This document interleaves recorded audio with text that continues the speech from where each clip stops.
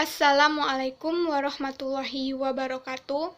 Perkenalkan, nama saya Tisa Asnayanti, NIM 2006060, Prodi Ekonomi Pembangunan, Fakultas Ekonomi Universitas Negeri Padang. Video ini saya buat untuk memenuhi tugas mata kuliah pengantar Ekonomi Pembangunan yang diampu oleh Bapak Dr. Alphonse Satrianto, SEME.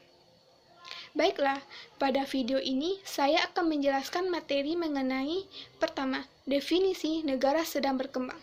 Yang kedua, ciri-ciri negara sedang berkembang. Yang ketiga, hambatan-hambatan pembangunan ekonomi. Dan yang keempat, faktor-faktor penentu pertumbuhan ekonomi. Materi pertama, definisi negara sedang berkembang. Apa sih negara sedang berkembang itu?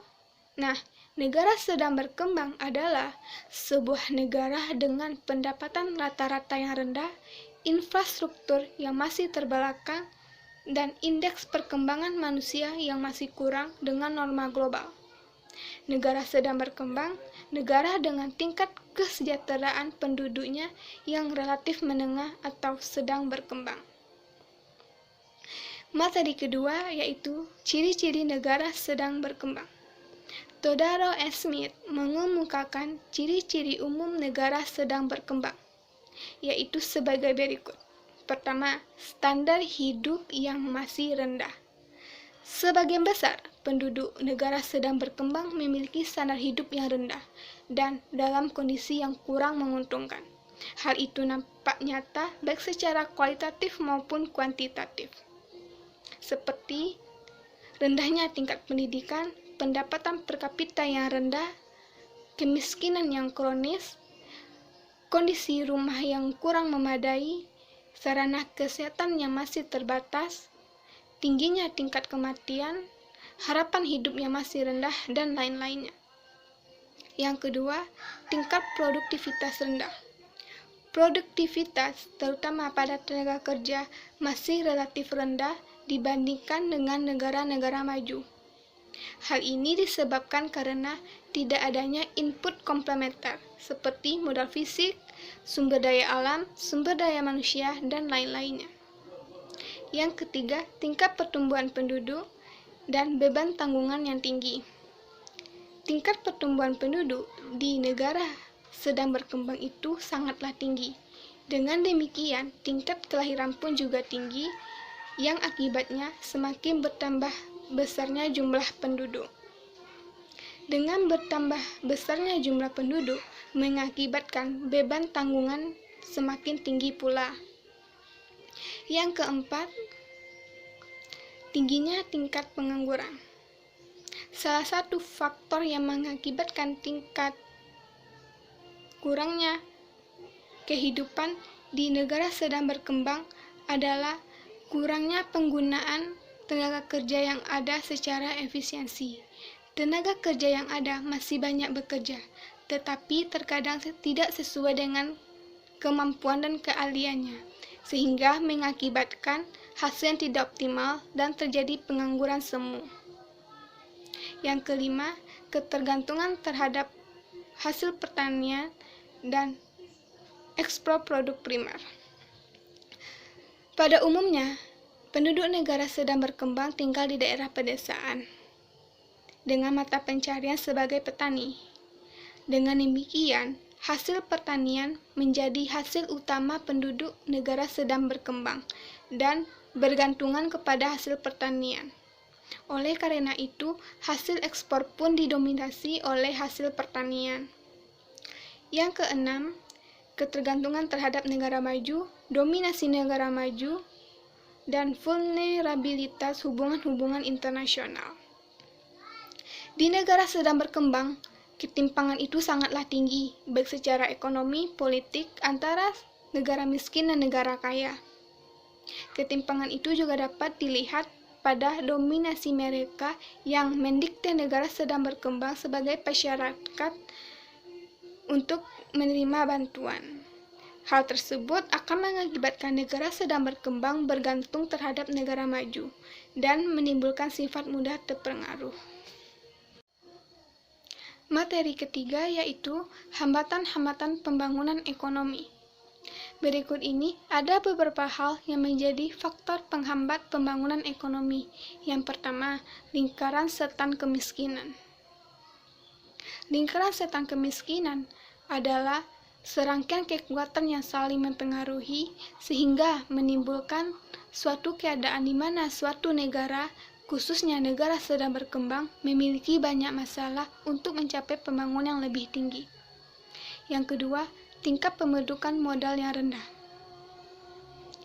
Tingkat pembentukan modal rendah menjadi hambatan utama untuk pembangunan ekonomi. Produktivitas yang rendah mengakibatkan sektor pendapatan real juga rendah. Pendapatan yang rendah mengakibatkan low saving, low investment, dan rendahnya pembentukan modal. Pembentukan modal yang rendah ini juga mengakibatkan tabungan juga rendah pula. Tabungan rendah ini akan melemahkan pembentukan suatu modal. Yang ketiga, kendala sosial budaya, yaitu faktor-faktor dari kelembagaan seperti stratifikasi pekerjaan di mana didukung oleh kepercayaan dan nilai-nilai tradisional, pola pikir dan konsep martabat sosial yang dipegang teguh oleh kelompok kedudukan tinggi, yang mengakibatkan pembangunan ekonomi menjadi terhambat. Yang keempat, dampak kekuatan internasional. Setelah terbukanya negara sedang berkembang ke pasar dunia, ekspor pun meningkat secara fenomenal, tetapi belum menimbulkan kontribusi yang besar terhadap perkembangan perekonomian negara-negara lainnya. Seperti ekspor-ekspor sudah mengabaikan sektor-sektor ekonomi lainnya, sehingga mengakibatkan fluktuasi permintaan dan harga produk pun menjadi tidak stabil. Materi keempat yaitu faktor-faktor penentu pertumbuhan ekonomi. Faktor penentu pertumbuhan ekonomi ada dua, yaitu faktor ekonomi dan faktor non-ekonomi. Faktor ekonomi mencakup, pertama, sumber daya alam. Sumber daya alam merupakan faktor terpenting untuk menunjang pertumbuhan ekonomi karena ada hal-hal yang mencakup di dalamnya. Yang kedua, akumulasi modal. Modal berarti persediaan faktor produksi secara fisik yang dapat direproduksi. Apabila stok modal naik dalam waktu tertentu, disebut akumulasi modal. Yang ketiga, organisasi. Organisasi merupakan bagian penting dalam pertumbuhan ekonomi, karena organisasi berkaitan dengan penggunaan faktor produksi dalam kegiatan perekonomian. Yang keempat, kemajuan teknologi. Kemajuan teknologi merupakan faktor penting dalam proses pertumbuhan ekonomi. Perubahan dan kemajuan teknologi berkaitan dengan perubahan dalam hal metode produksi sebagai pembaruan atau penelitian baru. Yang kelima, pembagian kerja dan skala produksi. Spesialisasi dan pembagian kerja dapat menaikkan produktivitas. Kedua tersebut akan membawa perubahan ke arah usaha produksi dalam skala besar. Yang keenam, perubahan struktural.